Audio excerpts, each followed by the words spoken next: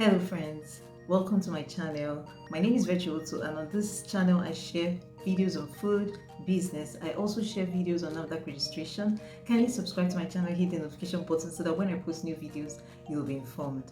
In today's video, I will be sharing with you how you can register your yogurt business with NAFDAC.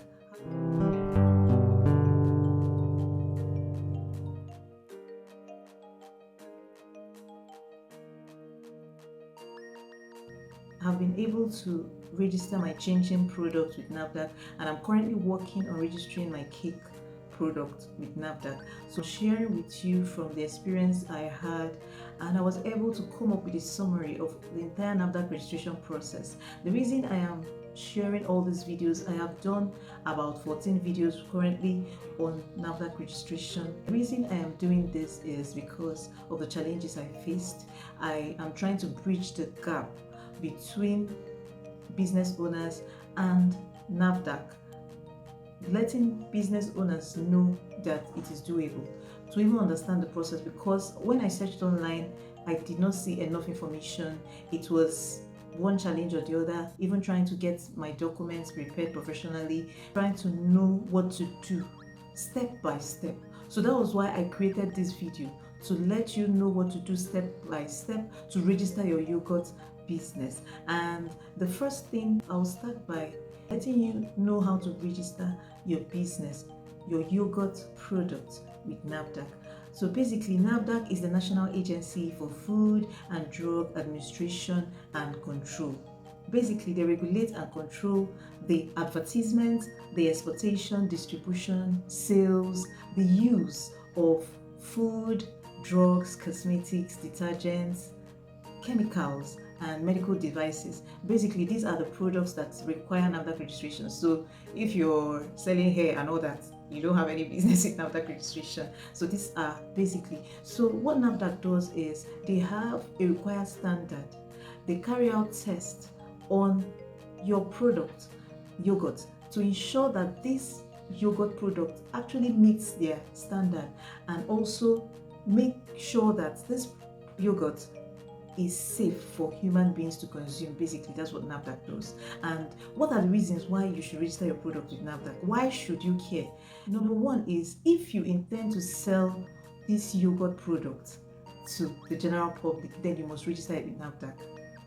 Except you intend to drink this yogurt in your family or probably give your friends alone, and that's not why you're in business. You're in business to serve the general public, to have a lot of audience buying your yogurt. So if you're intending to sell to the general public, then you must register with NAFDAC. Number two reason why you should register with NAFDAC is that it is illegal to sell unregistered products. I've mentioned the list of products you need to register with NAFDAC. If you sell these products without registering them, it's illegal, and it comes with consequences. And the consequences, we have heard, and even we've watched videos of NAFDAC destroying loads and loads of goods, confiscating goods. We have also heard people being charged to court and then also being in prison because of this. There are so many consequences. It can lead to a damage to your product image and to your brand image. So you want to do things right. Another reason why you should consider registering your yogurt with NAFDAC is that it leads to an increase in sales and, of course, ultimately profits. So there are supermarkets that would never take your product if it is not registered with NAFDAC. For instance, ShopRite. I submitted an application there, ShopRite, and one of their requirements that you must have a NAFDAC number. Then Market Square, this big supermarket. So imagine having your products on supermarkets shelves like ShopRite, Market Square. Imagine having your yogurt there on this shelf. It will increase your sales automatically. And also, it will increase your profit, because the more you sell, of course, if you've done your costing and pricing right, the more you sell, the more profit you make, basically. Then another reason why you should register your product with NAFDAC is it increases the acceptance, the prestige and image of your product. So imagine having that NAFDAC number on your product, and the product is on the shelf in supermarkets like ShopRite, Market Square, Spar, all these big supermarkets. It gives your product, it gives your yogurt that, prestige, that for this brand to have this NAFDAC number, it means that they know what they're doing. Okay, so it increases that acceptance. People tend to accept your product. There's some people that will never buy a product if there's no NAFDAC number on it. In fact, if you're even selling a luxury yogurt brand or a luxury product, some people would never buy that product if it doesn't have NAFDAC registration number. Another reason why you have to register with your yogurt with NAFDAC is to ensure safety of lives. I know you would not be happy to hear that someone drank your yogurt or ate your yogurt and fell sick. You have produced this yogurt. Why not allow it to pass through NAFDAC laboratory checks and all that to ensure that your product is okay for human consumption? So it helps to ensure safety of lives. Make sure that you do things right. I know a lot of people are scared of registering with NAFDAC because of a lot of things, but to ensure safety of life for something as sensitive as yogurt or something that is even done with milk, it's really sensitive. Make sure it's passing through NAFDAC laboratory tests to ensure that it's safe for human consumption. So these are the reasons. Then my number one step I always advise my clients and subscribers, viewers to take when starting their NAFDAC registration is documentation. That is the easiest way to start. A lot of people are scared of starting the NAFDAC process and all that. I always tell them to start with documentation. That is the easiest way to start. And I'll be listing some of the documents that you need for a NAFDAC registration. I have over 14 videos on NAFDAC registration process. I have one solely dedicated, a detailed video on the things to expect on your documents. Then also I compiled all the documents I used and the corrections that NAFDAC made on them in an ebook format. The link is in the description box below. This is you going through these documents and preparing your own professionally. I had to pay someone to even prepare my documents professionally, and I ended up being the one doing it. So you don't have, Nigerians most times we like people, pay 100,000, you just feel this thing has so much value. Now I am explaining it to you so that you can do it yourself. Be involved in the NAFDAC registration process. You don't have to pay so much to an agent or a consultant. You can do it yourself, and then follow the process. The joy of following something that's like NAFDAC registration, the joy of watching how watching something start is always amazing. So follow the process, just follow what I'll be telling you now, and you're good to go. So check out the document. The link is in the description box below. Then, like I said, the first thing I would always advise in this entire NAFDAC registration process is to start with documentation. So I'll be listing the documents. Watch my previous videos, go to my NAFDAC playlist, you'll see the video I created on dedicated to documents alone.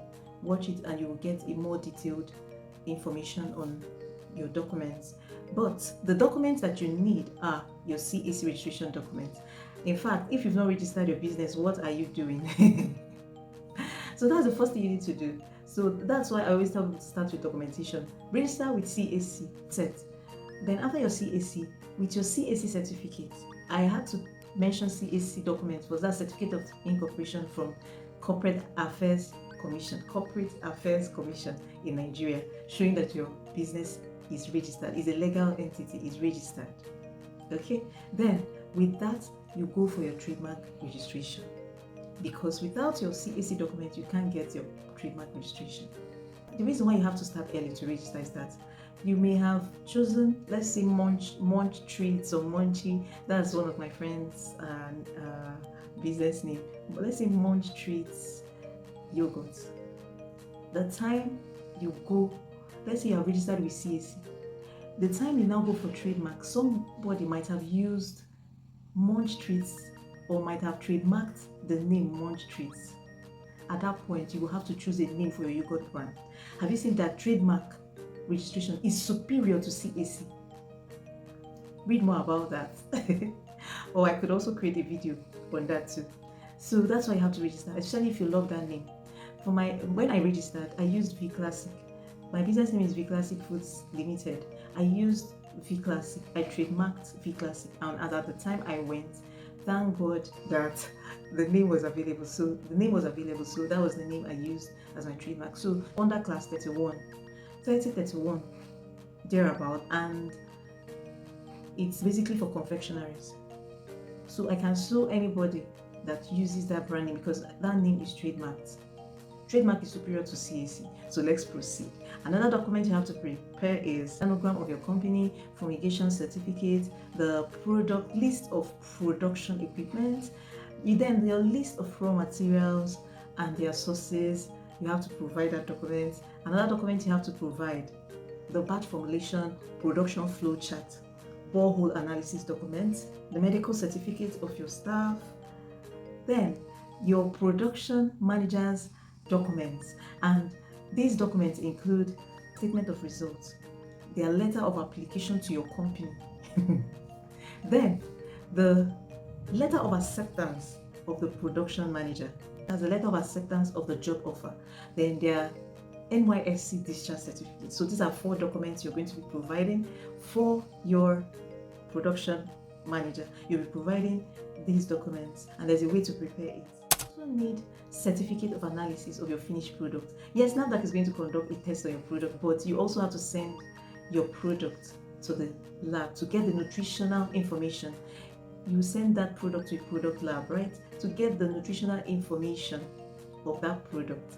If you check the back of a lot of products, you see nutritional information. You see things like this, the carbohydrates level, there's the minerals, it has calcium, it has magnesium, this, that. Yes, that's what I'm talking about. You have to take your product to a food product lab to run that test and then give you the information, because you will need this information when you are preparing your product label. Another document is your application letter to NAFDAC, then the copy of your payment receipt.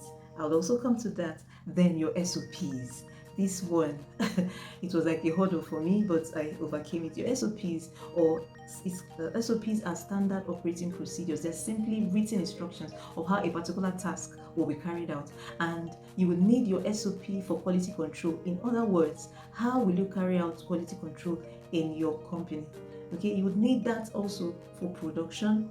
You would need SOP for distribution of your products. You would need SOP for recall of your product, and most times recalls happen when a product have a defect. So you'll be telling NAFDAC, how am I going to recall this product from distributors, even from end users, when these products are out there in the market? So you give NAFDAC a detailed description of how you intend to carry that out. Another SOP you would also need to prepare is the SOP for cleaning of equipment and environment. And then recently a subscriber reached out to me asking for SOP for packaging materials. I think I have to create that one too, because during my own time I was not asked that. Okay, so I have to create that and probably give it as a bonus to those that bought my book. Then the last but not the least is your product label. Okay, so I am taking my time to explain all these things so that you would not go through the stress I went through. It took me like 2 years to get my own NAFDAC registration number, and it was because I applied during COVID. They had their downtime also. NAFDAC site had their downtime because then we registered online, and there was this waiver that Professor Osibanjo got for us that I jumped in on it. So I think we're the first set of people to experience that waiver. I had to apply online, and there was some downtime, and then I also spent time going back and forth preparing my documents. Today they're making corrections. I printed my product label maybe up to 4-5 times. What am I even saying? 5 times or more, because there was one correction or the other. So I'm taking my time to explain all this so that you don't have to go through the same things I went through. It's going to save you time, it's going to save you stress, it's going to save you resources, money of course. And imagine my SOPs, I had to reprint it like 2 times. Imagine my SOPs alone were about 31 pages. So imagine reprinting these documents, and because I had to provide 2 sets of each document, that's some money. So you just learn, and then you'll be able to prepare your documents according to NAFDAC standard, and you won't have much corrections on them when the time comes. Your product label. Your product label is going to have the name of the product.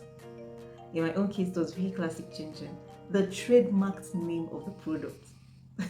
So in my own case, it's V Classic Ginger. It's going to have that. Then list of your ingredients in descending order. So let's say flour, you use like 1 kg of flour, butter 500 grams. The flour will come first, and then in descending order. Yeah, that way. If you don't do it that way, you still have to go and reprint. So just follow what I'm telling you and you'll be fine. The product label will also have a column for the nutrition information, which you got from the product lab. Remember, there will be a section for allergy caution. Very important. I had to print my own label because of that. There will be a section for allergy caution. More like this product contains egg, or this product contains wheat flour. So like giving people, in case people have allergy for those things, so they actually know these products contain this, so they don't have to buy it if they have an allergy, right? There will be a column for storage directions. For example, store in a cool, dry place. Okay, your company name, the company address, the company phone number, and email, so that people can easily reach you if there's a challenge, or of course if they want to buy more of a product. That's the part we like. But if there is a challenge, maybe with the product, there's a product defect, people can easily reach you, and people actually know this thing we are eating, or this yogurt we are taking is from so company, is from this address, and all that. There will be a recycle bin icon. You know, this recycle bin icon that shows like trash it. So there will be that icon. There will be a section where there will be MFD, that's the manufacture date, BB, the best before date, then NAFDAC number. There will be a column where you will just keep these things and put dots, more like column, MFD column, BB column, then NAFDAC reg number column. Then you also have batch number, manufacture date, the best before date, the batch number, and the NAFDAC number. And this column, please don't print any code on it. They have to be stamped. I had to reprint my documents, my label, because of this. They have to be stamped. You leave it vacant. For example, MFD date, dot, that's column, leave it vacant. Just like that, the best before date, the batch number, NAFDAC registration number. Now, because the NAFDAC registration number is not ready yet, that's why you have to leave it vacant. But when the NAFDAC registration number is ready, then you can print it directly on your label. But you will always have to stamp the MFD date, the best before date, and the batch number, because the reason why there is a batch number for every product is that this batch number will enable a recall of the product. So if, for instance, batch A of the yogurt you produce had a problem, maybe people ate it or took it and they started purging or whatever, and there has to be a recall, you have to just recall batch A only, so that you don't have to recall all the products. So that's why you have to leave it vacant. So each batch you print has to have a different batch number, and then no adverts except you're paying for advertisement. In my own time, during my own registration, I had to use crunchy, yummy, chin and all that. They asked me to remove the crunchy, yummy, that is advert, I have to pay for it. So if you just stick to these things I explained, then you're good to go. In fact, while you're preparing your documents, you can visit the NAFDAC in your location, because the people that will carry out the inspection are the NAFDAC officials in your location. For instance, if you're in Port Harcourt, find out the NAFDAC office in charge of Port Harcourt. Those in Abia State, the NAFDAC office in charge of Abia State is in Aba, not Umuahia. So you just have to find out the NAFDAC office in charge of your location. Then go to them. The reason I documented my process and I am sharing my experience, more like I'm sharing my own experience, okay? Now it's going to be a lot easier for you to follow through. The reason I feel it's good to go to that office in charge of your location is that, one, get the right information that suits your location. For instance, in a place where there is all this lockdown, there might be something, okay, it could be that they will say, okay, on so days we don't come to work, on so days we don't do this and all that. They just have, or maybe something specific to the site, the kind of production space you need to get and all that. There are probably some major informations you need to get. And then the second reason is to get yourself acquainted with, when you get to the NAFDAC office. Some people are already scared before going there. No, they are your friend. So get acquainted with one of them. There are some people that are going to be extremely nice. So get acquainted with them. And then, if possible, get one of them to come and check out your production space before you rent it. Please, before you rent it, except maybe you already have a space for it.